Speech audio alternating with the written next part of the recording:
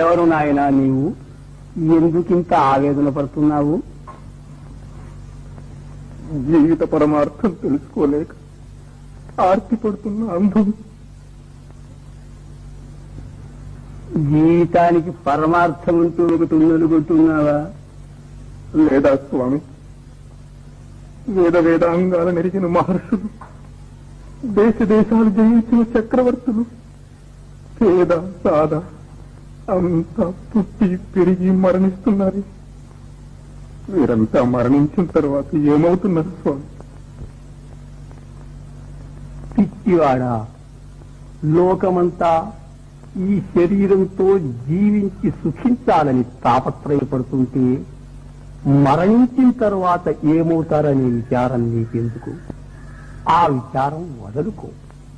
నీకు అష్టైశ్వర్యాలు కలిగే మార్గం చూపిస్తాను, అనుభవించు. వద్దు స్వామి, అవన్నీ అనుభవించి క్షణికములని క్షుద్రములని తెలుసుకున్నాను. వాటిపై నాకు వాంఛ లేదు. నన్ను బాధిస్తున్న ప్రశ్న ఒక్కటి, మనం ఎక్కడి నుంచి పుడుతున్నాం, ఎక్కడికి పోతున్నాం? ఈ సందేశం నివారించండి. ఈ రహస్యం తెలుసుకోవటానికి దేవతలకే సాధ్యం కాలేదే మానవులకు సాధ్యమవుతుందా? మీ వంటి మహానుభావులే సాధ్యం కాదంటే మాకు దిక్కెవరు స్వామి? మేము ఈ దుఃఖభాజనమైన సంసారంలో కృషించి జనన మరణ ప్రవాహంలో కొట్టుకుపోవలసిందేనా? మానవుడికి తరుణోపాయం లేదా స్వామి? లేకే నాయనా, ఉంది. ఈ శరీరం విద్యలు రెండుతోనూ పుట్టింది. సంసార యాత్రకు మోక్షయాత్రకు ఇదే సాధనం. అవిద్యచే మోహితులమై కనిపించే ఈ జగత్తు సత్యము నిత్యము అనుకొని దుఃఖభాజనులమై సావు పుట్టుకల కుమ్మరిసారెలో తిరుగుతున్నాం.